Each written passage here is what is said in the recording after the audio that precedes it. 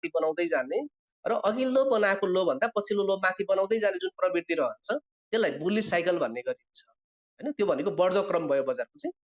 त्यसलाई चाहिँ अब हाम्रो भाषामा बढ्दो मार्केट भन्न सक्छौँ। र त्यसै गरी बजारले प्राइमेरीली अघिल्लो लो भन्दा नयाँ लो अझै तल बनाउने र अघिल्लो हाई भन्दा नयाँ हाई चाहिँ तल तल बनाउने प्रवृत्ति देखाउँछ भने त्यसलाई चाहिँ बेयरिस साइकल भन्ने गरिन्छ। र यसरी प्राइमेरी मुख्य प्रवृत्तिमा अर्थात् दीर्घकालीन यसको जुन ट्रेन्ड हुन्छ, दीर्घकालीन ट्रेन्ड चाहिँ पुरानो हाईभन्दा नयाँ हाई तल बन्न सुरु भयो र पुरानो लो भन्दा नयाँ लोहरू तल बन्न सुरु गर्यो भने त्यसलाई बेयरिस साइकल भनिन्छ, अर्थात् बेयरिस ट्रेन्ड भन्ने गरिन्छ। र त्यसै गरी पुरानो लो भन्दा नयाँ लो माथि बन्न सुरु भयो र पुरानो हाई भन्दा नयाँ हाई माथि बन्न सुरु भयो भने त्यसलाई चाहिँ बुलिस ट्रेन्ड भन्ने गरिन्छ। साइकल भनेको टेन्टेटिभ, हामीले चाहिँ डाटा लिने भनेको चाहिँ हिस्ट्रीबाट हो र सामान्यतया सबै सेक्टरमा हामीले चाहिँ एभरेज भन्नेको लागि हिस्ट्री नै प्रयोग गर्छौँ। विगतको डाटाहरूकै आधार बन्ने हो। जस्तो अब हामीले चाहिँ यो वर्षको जुलाईमा कति पानी पर्ला भन्दा गत केही वर्षहरूको डाटाको आधारमा चाहिँ जुन किसिमले हाम्रो मौसम विभागले के भन्छ फोरकास्टिङ गर्ने गर्छ। त्यसै यो वर्ष अत्यधिक कतिसम्म गर्मी होला हैन, जाडोमा अत्यधिक कति हिउँ खस्ला, ती सबै विगतका डाटाहरूको आधारमा जसरी अनुपात निकालिन्छ त्यसै गरी विगतमा हामीसँग उपलब्ध तथ्याङ्कको आधारमा हाम्रो मार्केटले चाहिँ कसरी चाहिँ आफ्नो दिशा परिवर्तन गर्ने गरेको छ भन्ने कुरा हामीले त्यसैलाई आधार बनाउने हो। र नेप्सेको 1997 देखि अहिलेसम्मको डाटालाई हेर्ने हो भने नेप्सेले चाहिँ टेन्टेटिभ 40 महिना जति 40 महिना प्लसको चाहिँ घट्दो मार्केटमा बिताउने गर्छ भने 50 महिना भन्दा अलिकति धेरैको समय चाहिँ बढ्दो मार्केटमा बिताउने गर्छ।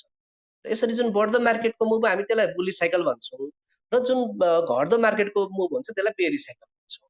र हजुरलाई डाटा नै सेयर गर्न पर्दा सुरुको पहिलो बुल साइकल चाहिँ हाम्रो लगभग के अरे 1 जुलाई 2097 देखिको डाटा छ मेरो लगानीको, यदि हामी सफ्टवेयर प्रयोग गर्छौँ भने त्यसले चाहिँ आफ्नो पहिलो लाइफ टाइम हाई नेप्सेले आफ्नो पहिलो लाइफ टाइम हाई चाहिँ नोभेम्बर 1 2000 मा बनाएको थियो र त्यहाँदेखि नेप्से करेक्सनमा आएर यसले पहिलो लो चाहिँ 1 अप्रिल 2004 मा बनाएको थियो। पहिलो बुलको तुलनामा पहिलो बेयरिस साइकल चाहिँ 1 नोभेम्बर 2000 देखि 1 अप्रिल 2004 सम्म चलेको थियो भने यो चाहिँ 41 महिनाको रहेको थियो यो पहिलो बेयरिस साइकल। र 1 अप्रिल 2004 बाट बढ्न सुरु भएको नेप्से चाहिँ 3 अगस्त 2008 सम्म बढेको थियो र यो बढाइको क्रममा नेप्से चाहिँ 52 महिना समय लिएको थियो यसले भने त्योभन्दा पछि फेरि यो चाहिँ 3 अगस्त 2008 बाट घट्न सुरु भएर 1 मार्च 2012 सम्म घटेको थियो नेप्से। त्यतिखेर यसले 43 महिनाको समय व्यतीत गरेको थियो नेप्सेले र त्यसैगरी 1 मार्च 2012 बाट बढ्न सुरु गरेर 3 जुलाई 2016 सम्म नेप्से बढेको थियो। जुन अघिल्लो हाम्रो बुल साइकल थियो 1688 को, यो चाहिँ मार्च 2012 देखि सुरु भएर जुलाई 2016 सम्म चलेको थियो। यतिखेर यसले 51 महिनाको समय लिएको थियो भने भर्खरै अस्ति हामीले जुन बेयरिस साइकल कम्प्लिट गर्यौँ यो चाहिँ 3 जुलाई 2016 देखि सुरु भएर 3 नोभेम्बर 2019 सम्म चलेको थियो र यो चाहिँ 40 महिनाको थियो। यसरी हामीले अहिलेसम्मको डाटालाई आधार बनाउने हो भने पहिलो बेयरिस साइकल 41 महिनाको, दोस्रो 43 महिनाको र अघिल्लो 40 महिनाको। औसत हामी चाहिँ करिब करिब 40 महिना प्लसको चाहिँ भनौँ न एउटा राउन्ड फिगरमा 40 महिना प्लसको हाम्रो बेयरिस साइकल छ। अर्थात् बेयरिस बजारमा कति समय व्यतीत गर्छ भनेर हामीले त्यसलाई बेयरिस साइकल भन्यौँ। र त्यसै गरी पहिलोलाई छोडेर दोस्रो बुल साइकल 52 महिनाको, तेस्रो बुल साइकल 51 महिनाको रहेकोले अब त्यसैको तुलनामा यी दुईटालाई आधार बनाउँदा हामीले चाहिँ त्यही डाटालाई आधार बनाउने हो भने 50 महिना प्लसको चाहिँ बुल साइकल हुने देखिन्छ र त्यो 50 महिनामा हामीले कति समय व्यतीत गर्यौँ भनेर भन्ने हो भने आजको दिनसम्म हामीले 21 महिना चाहिँ व्यतीत गरेका छौँ है त। यो औसत लिने भने अझै पनि 29 महिनाको अवधि चाहिँ के अरे हाम्रो बुली साइकल नै देखिन्छ। र यसो भएपछि 21 महिना मात्र बित्यो र अब आउँदा अझै 31 महिना 29 महिना रहेछ र त्यसो भएपछि नेप्से के भन्छ बढेको बढै हुन्छ के हुन्छ भन्ने पनि यहाँलाई जिज्ञासा होला। सामान्यतया बजारले के हो भने यदि बजारले टाइमभन्दा पहिला आफ्नो हाई पुरा गरिसक्यो भने हेर्नुहोस् है त, केही गरी उसले चाहिँ टाइमभन्दा पहिला नै आफूले एउटा लिनुपर्ने उचाइ लिइसक्यो भने बजारले कस्तो बिहेभियर देखाउँछ भने त्यतिखेर बजार घट्ने, फेरि फर्केर माथिसम्म आउने, फेरि घट्ने, फेरि फर्केर माथिसम्म आउने र त्यसलाई टाइम पास गर्छ। हाम्रो सामान्य भाषामा चाहिँ टाइम पास गर्छ र आफ्नो टार्गेट हाईसम्म जाने, डबल बटमहरू बनाउने, डबल टप, ट्रिपल टपहरू बनाउने वा हेड एन्ड सोल्जर टाइपको चाहिँ प्याटर्नहरू बनाउने, केही महिना बढ्ने, केही महिना घट्ने गरेर जसरी भए पनि यसले आफूले व्यतीत गर्नुपर्ने समय चाहिँ व्यतीत गर्छ। सामान्यतया बजारको के अरे एउटा प्रवृत्ति हेर्दा त्यसो भएकोले हामीले जुन यो बजारको बढ्ने र घट्ने चक्र छ त्यसैलाई नै हामीले चाहिँ बुली साइकललाई बेयरिस साइकल भन्ने गर्छौँ। Thank you sir. Maheshji over to you. तपाईँका क्वेसन्सहरू आयो होला नि, साथीभाइहरूलाई केही छन् कि सोध्नु होला, मोडरेट गरिदिनु होला। धन्यवाद परशुराम सर, धन्यवाद अशोक सर। सहदेव सरले केही राख्छु भन्दै हुनुहुन्थ्यो। सहदेव सर राख्न सक्नुहुन्छ हजुर। हस्, थ्याङ्क यू महेश सर। र सबै सेयर लगानीकर्ता सर म्यामहरू जो यहाँ सुनिराख्नु भएको छ इन्भेस्टर फोरममा, सबैलाई नमस्कार भन्न चाहेँ। मैले हिजो पनि उहाँ अशोक सरको एकदम सुनिरहेको थिएँ, आज पनि हामी कहाँ अहिले जुन हिसाबले टेक्निकलको एनालाइसिसको चाहिँ यहाँ सुनिराख्या हुन्छ अरू सरहरूबाट, उहाँको भन्दा चाहिँ उहाँले अलिक फरक र अझै क्लियरली र सहज भाषामा नि बुझाउने प्रयास गर्नुभयो, जुन चाहिँ एकदमै साँच्चै हामी इम्प्रेसिभ।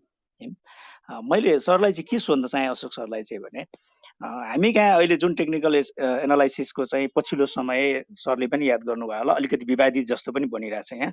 किनकि टेक्निकल एनालाइसिस गर्दाखेरि चाहिँ तपाईँको यो पनि हुनसक्छ यो पनि हुनसक्छ भनेर बिचमा जुन स्ट्यान्डमा बसेर गरेको हुनाले गर्दाखेरि पनि मैले यसो भनेको थिएँ नि भन्ने र बढ्दाखेरि पनि मैले यसो पनि भनेको थिएँ भन्ने जस्तो देखियो। यसमा चाहिँ मैले सरलाई के भन्न खोजेँ भने, हामीले यस्तै हुन्छ भनेर भन्न सक्ने अवस्था कतिको रहन्छ एउटा, किनकि यो म्याथसँगै सरोकारको कुरा रह्यो। किनकि हामीले जुन तपाईँहरूले एनालाइसिस गरेरै निकाले हुन्छ विगत र अहिलेको सिचुएसन हेरेर। एउटा अर्को चाहिँ सरले मूल्याङ्कन गर्दाखेरि चाहिँ नेपालको अहिलेको जुन सिचुएसनमा नेपालको सेयर मार्केट गइरहेछ, यसमा चाहिँ हाम्रो टेक्निकल एनालाइसिसले चाहिँ कति पर्सेन्टसम्म चाहिँ हामीले गरेको चाहिँ अनुमान मिल्न जान्छ। यहाँ 50 देखि 60 को कुरा पनि आयो, पर्सेन्टेजको कुरा, केही सरहरूले त्यसो पनि भन्नुभएको थियो क्लब हाउसमा। मैले यो दुईटा कुरा सोध्न चाहेँ सरलाई, अशोक सरलाई। Thank you Mahesh sir. Thank you sir. यो पर्सेन्टेजको कुरा त मैले हिजो पनि सेयर गरेको। यस्तो हो सर, अब यो पहिलो कुरा त हाम्रो हेर्ने नजरिया हो होइन। जस्तो तपाईँ चाहिँ के हुन्छ भने, जस्तो अब के अरे अमेरिका जस्तो देशमा पनि त्यहाँ चाहिँ के अरे डेमोक्रेट र होइन त्यसै गरी रिपब्लिकनहरू हुन्छ होइन, सबैलाई एउटै के अरे सिस्टम मन पर्दैन। र तर इन जनरल कुरा गर्ने हो भने फन्डामेन्टल पार्टले टेक्निकललाई कभर गर्दैन, बरु टेक्निकलले फन्डामेन्टललाई 100% नै क्यारी ओभर गरेको हुन्छ। त्यतातिर नजाउँ हामी चाहिँ। अब जहाँसम्म सरले जुन प्रश्न सोध्नुभयो सर, एउटा प्रोफेसनल आईबाट यदि हेर्ने हो भने है त, हामी चाहिँ एउटा न्युट्रल हुन्छ नि, भूमध्य रेखा भन्छ। जस्तो एउटा पत्रकारले चाहिँ जसरी यदि इथिकल उसले जर्नालिजम गर्छ भने उसले चाहिँ न त दायाँ न त बायाँ भूमध्य रेखामा बसेर कलम चलाउनु पर्ने हुन्छ। र त्यसै गरी एउटा एनालिस्टले पनि तपाईँको चाहिँ बिना बायस रहेर बजारसँग यदि प्रोफेसनल भनौँ न, एउटा चाहिँ टेक्निकल एनालिस्टको आँखाबाट हेर्ने हो र टेक्निकल्ली ट्रेड गर्ने हो भने, जस्तो हाम्रो आफ्नो आँखाबाट हेर्दा त सर नेप्सेमा त अलमोस्ट तपाईँको चाहिँ 95% प्लस चाहिँ टेक्निकल्ली मजाले काम गरेको छ। तपाईँको चाहिँ बढ्दा पनि जहाँबाट बढ्ने हो त्यहाँ टेक्निकल सेटअप बनाएरै बजार बढ्छ, जहाँ घट्नु हो त्यहाँ पनि टेक्निकल सेटअप बनाएरै बजार घट्छ। अहिले मात्र होइन, विगतदेखि हामी चाहिँ त्यो निरन्तर इभन नेप्सेको पछिल्ला बुलहरूकै यदि जस्तो सबैले बुझ्ने भाषा भन्नु पर्दा, नेप्सेले बियरी साइकल कम्प्लिट गर्दा चाहिँ अहिलेसम्म कमन प्याटर्न बनाउने गरेको छ, डबल बटन प्याटर्न लाउने गरेको छ। मन्थली चार्टहरू हजुरले हेर्नुभयो भने अर्थात् विकली चार्ट हेर्नुभयो भने अहिलेसम्म रिपिटेडली नेप्सेले गरेको भनेको पछिल्लो 3वटा बियरी साइकलमा डबल बटन प्याटर्न लाउने, फेरि तपाईँको चाहिँ बुलिसतिर जाने, डबल बटन प्याटर्न लाउने, फेरि बुलिसतिर जाने, र डबल बटन प्याटर्न लाउने, फेरि बुलिसतिर जाने। अनि बुलिसतिर जाँदा बिस्तारै उसले चाहिँ के भन्छ हायर हाई र हायर लोवरको जब सिरिज बनाउन सुरु गर्छ, अनि त्यसैलाई निरन्तरता दिँदै दिँदै दिँदै गएर अनि उसले चाहिँ एउटा साइकल कम्प्लिट गर्छ। यसरी ट्रेन्ड एनालिसिसबाट पनि पर्फेक्टली नै काम गरेको छ। अनि जुन मेजर रिभर्सल प्याटर्नहरू त्यहाँ चाहिँ के भन्छ तपाईँको चाहिँ त्यहाँ पनि उसले प्याटर्न देखाएरै बढ्ने गरेको छ। अनि विशेष गरी जहाँ चाहिँ हाम्रो बुल साइकल टर्मिनेट हुन्छ एकदमै नजिक है त, एकुरेट त हुन सकेको छैन, केही अङ्कको चाहिँ अलिकति तलमाथि भएको छ। पहिलो बुल साइकलमा पनि पहिलो बुल साइकलमा के भन्छ तपाईँको चाहिँ त्योभन्दा अघिल्लो फर्स्ट बुल साइकल छोडेर है त हामीसँग जुन डाटा छ 1997 देखि लिएर 2000 को पहिलो साइकल छोडेर, अनि त्यो साइकलको तुलना र त्योभन्दा पछिको बेर साइकलको तुलना गर्ने हो भने त्योभन्दा पछिल्लो बुल साइकल चाहिँ 2.618 फिबोनाची रेसियोको नियर बाई एक्सटेन्सन भएको थियो। केही अङ्क मात्र डबल डिजिट अङ्कको मात्र डिफरेन्स छ, 30 अङ्क भन्दा पनि कम न्यारो छ डिफरेन्स चाहिँ। त्योभन्दा पछि त्यो बुल साइकल जो 1150 को आसपासमा बनाएको थियो, अनि त्यो बुल साइकल र त्योभन्दा पछि जुन बजार करेक्सन भयो त्यसको तुलनामा 1888 को हाई बनाउँदा नेप्सेले चाहिँ 1.618 को नियर बाई टार्गेट के भन्छ त्यहाँसम्मको यात्रा तय गरेको छ।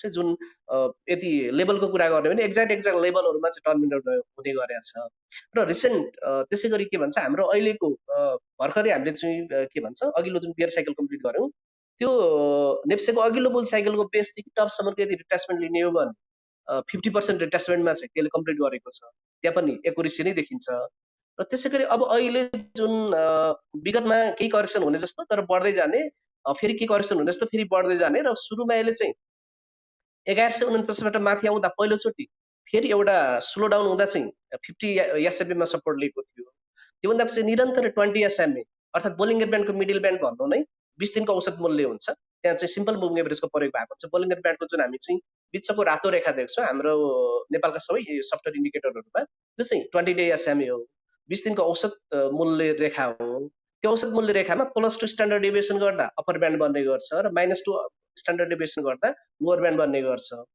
र सुरुमा पहिलोचोटि 50 दिनको औसत मूल्यमा सपोर्ट लिइसकेपछि निरन्तर 20 दिनमा सपोर्ट लिएर माथि फर्किरहेको थियो त्योभन्दा पछि त्यसले त्योभन्दा पछिल्लो समयमा निरन्तर 50 दिनमा 3 चोटिसम्म सपोर्ट लिएर माथि गएको थियो भने यो चोटि फेरि चाहिँ 50 दिन र 20 दिनलाई पनि किन टिक्न सकेन त भन्दा जुन 1102 बाट बढ्न सुरु गरेर 1668 को जुन हाई बनाएको थियो र त्यहाँदेखि 1129 जुन लो बनाएको थियो त्यो तीनटाको बेसिसमा फिबोनाची लेभल 3.618 एक्ज्याक्टली 3.618 मा चाहिँ जब टच भएको छ त्योभन्दा पछि सप्लाई बढी देखिन्छ चाहिँ त्यसो भएको प्रेस अलिकति पहिलाको करेक्सनहरु माइनर करेक्सन भन्दा यतिखेर अलिकति हामीले केही राम्रो करेक्सन देख्यौं र यही राम्रो करेक्सन पनि कहाँ गएर स्लो डाउन भयो त भन्दा डेलीमा हेर्छौं भने 200 डेज मुभिङ एभरेजमा गएर सपोर्ट लिएको छ त्यसैगरी विकली चार्टमा हेर्ने हो भने लोअर बोलिङ्गर ब्यान्डमा सपोर्ट लिएको छ फिबोनाची एंगलबाट हेर्ने हो भने जुन 1102 1668 र 1149 को एक्सटेन्सनको फेरि 2.618 को नजिक यसले गरेको छ भने सपोर्ट लिएको छ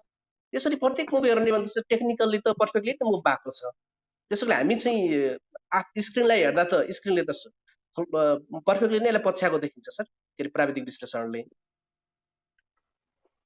जहाँसम्म सरले चाहिँ यो दैहिक अर्थको कुरा गर्नुभयो अब यो आफ्नो चाहिँ के भन्छ तरिका होला हैन अरु सरहरु म्याडमहरुले कसरी गर्नुहुन्छ भन्ने कुरा क्लियर रहेन जबसम्म बजार चाहिँ एउटा बेयरिश सेन्टिमेन्टमा जान्छ भने हामीले चाहिँ बेयरिश सेन्टिमेन्ट छ अर्थात् करेक्टिभ मोडमा छ नै भन्न पर्छ त्यो एउटा चाहिँ एनालिस्टको धर्म हो हैन उसको इथिक्स चाहिँ त्यो रहन्छ र जब उले बटमिङ गर्छ अनि त्यहाँदेखि अब चाहिँ बटमिङ गर्यो है हो त अब तपाईको चाहिँ 100% सेक्युर बन्ने त केही पनि हुँदैन हामीले प्रत्येक यति कुरा धेरै स्क्यान आउट गरिसके पनि एउटा टेक्निकल ट्रेडरले चाहिँ त्यसका बावजुद पनि हैन उले धेरै कुरा चाहिँ सेटअप गर्छ सेटअप बनिसकेपछि पनि उले ट्रेड गर्दा पनि एउटा कुरा छुटाउँदैन जतिसुकै एक्सपर्ट भए तापनि जति हाइली प्रोफेसनल ट्रेडर हुन्छ उले चाहिँ एउटा नछुटाउने कुरा पनि स्टप लस हो उसको सेटअप केही गरी मिसफायर हुन्छ भने उले आफ्नो लसलाई चाहिँ बढ्न दिदैन किनभने यदि उसको ट्रेड सोचे जस्तो भएन मिसफायर हुन्छ भने उ चाहिँ सानो लसबाट नै बाहिर निस्कन्छ प्रत्येक सेटमा उले स्टप लस राखेर ट्रेड गर्छ र जब प्रॉफिट हुन्छ भने उले प्रॉफिटलाई अप्टिमाइज गर्ने हो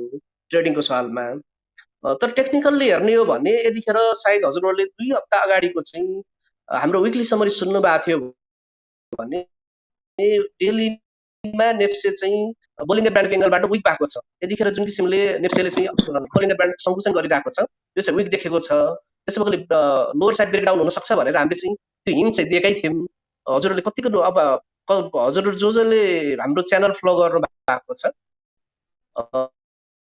त्यसै पक्कै पनि सूचना लिनु भएको होला अर्थात् टेक्निकल एंगलबाट हेर्दा त्यस्तो कन्फ्युजिङ दैहिक चरित्रको स्थिति चाहिँ रहँदैन सर बजार क्लियर रहन्छ क्रिस्टल क्लियर रहन्छ र पिभट लेभलमा चाहिँ दुईटा जस्तो यो चाहिँ ग्लोबली नै पिभट ट्रेडिङ स्टाइल के हो भने पिभट जुन हुन्छ पिभट सिस्टममा मात्र के मान्यता हो त भन्दा यदि बजार ओपनिङ चाहिँ पिभट भन्दा मुनि हुन्छ भने त्यसले सपोर्टलाई टेस्ट गर्छ त्यसको रुल छ हैन सर यो पनि म्याथबाट आएको रुल हो अझ टेक्निकल एनालिसिसको यो अझ पुरानो के रे सबभन्दा पुरानो एउटा सिस्टम हो ट्रेडिङ सिस्टम हो यो हामीले इभन हाम्रै युनिभर्सिटी कोर्सहरुमा पनि पढ्न पर्छ जसको मेजर फाइनान्स हुन्छ इन्भेस्टमेन्टमा पढ्न नि पर्छ यदि बजार पिभट भन्दा मुनि खुल्छ भने यो सपोर्ट लेभलहरुलाई टेस्ट गर्छ र बजार चाहिँ पिभट भन्दा माथि खुल्छ भने यसको पहिलो प्रयास रेजिस्टेन्सतिर जानै हुन्छ खाली पिभट लेभलले मात्रै कहाँ ओपन हुन्छ भन्ने कुराले कता जाने भन्ने कुरा तय गर्छ र टेक्निकल एनालिसिसमा त्यसरी चाहिँ दुविधा नै हुने गरी सिन चाहिँ देखिदैन सर एउटा क्लियर सिन नै देखिन्छ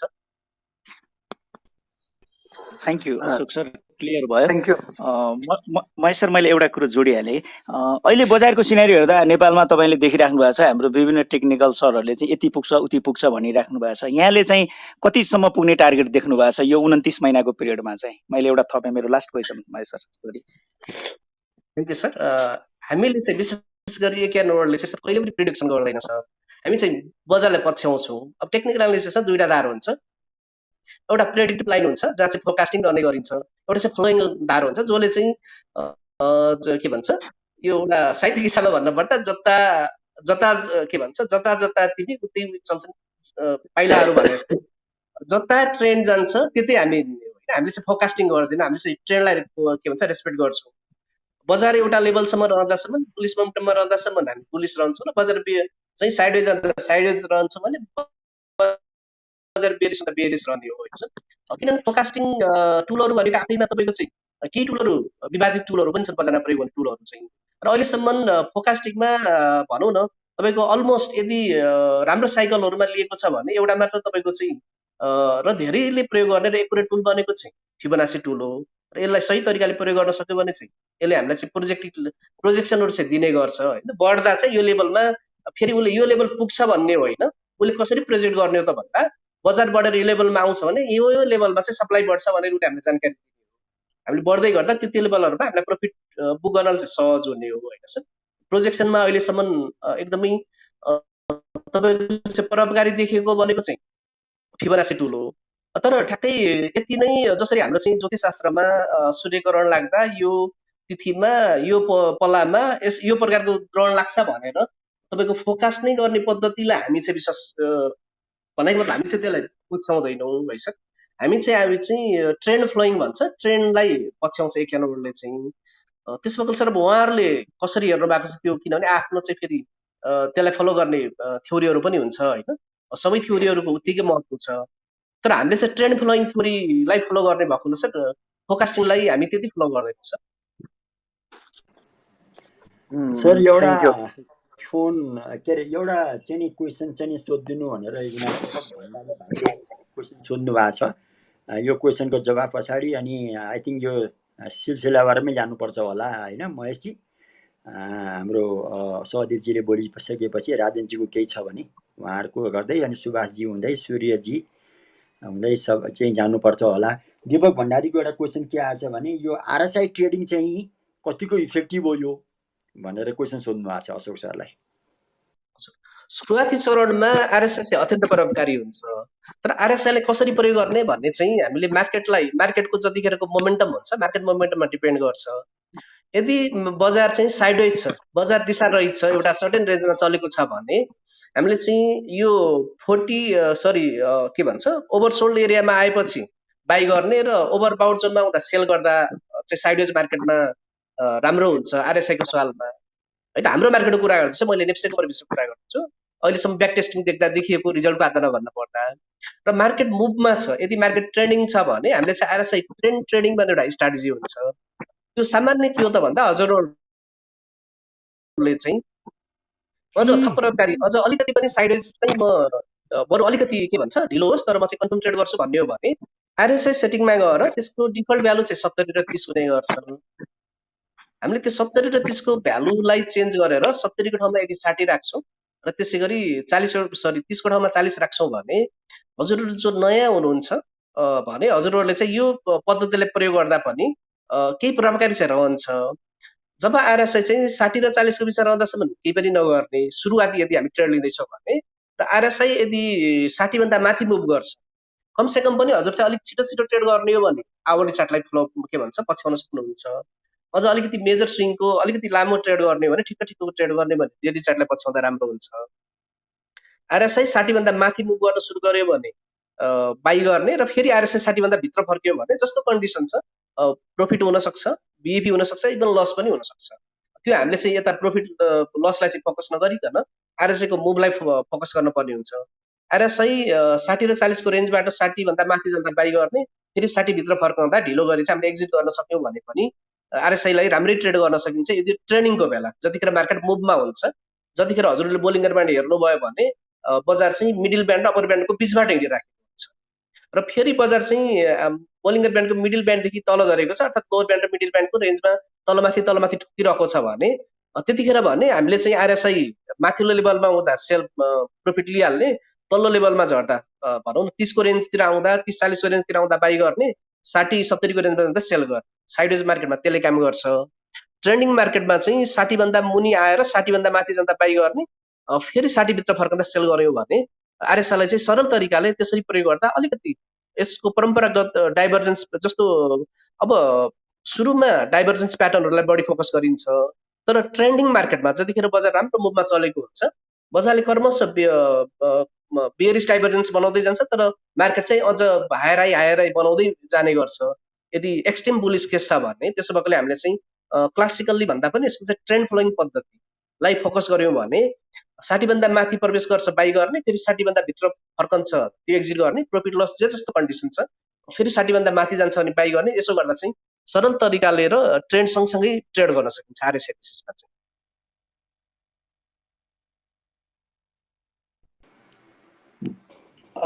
महेशजी धन्यवाद अशोक सर।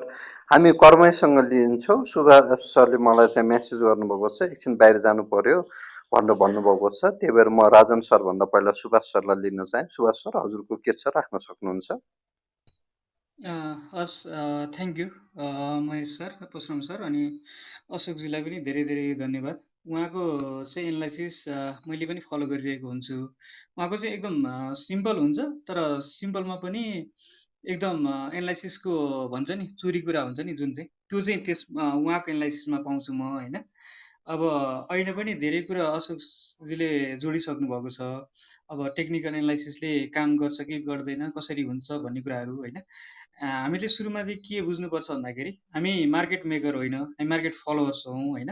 यदि हामी मार्केट फलोवर्स छ भनेदेखि र त्यो अनुसारको एनालाइसिस गर्नुहुन्छ भनेदेखि र डिसिप्लिनमा बसेर तपाईँले चाहिँ आफ्नो स्ट्राटेजी अनुसार ट्रेड अथवा इन्भेस्ट गर्नुहुन्छ भनेदेखि म भन्छु टेक्निकल एनालाइसिसले मेरो लागि त मजाले नै काम गरिरहेको छ। मैले बारम्बार भनिरहेको छु, मेरो लागि काम गर्छ भनेदेखि अरूको लागि किन काम नगरिरहेको होला।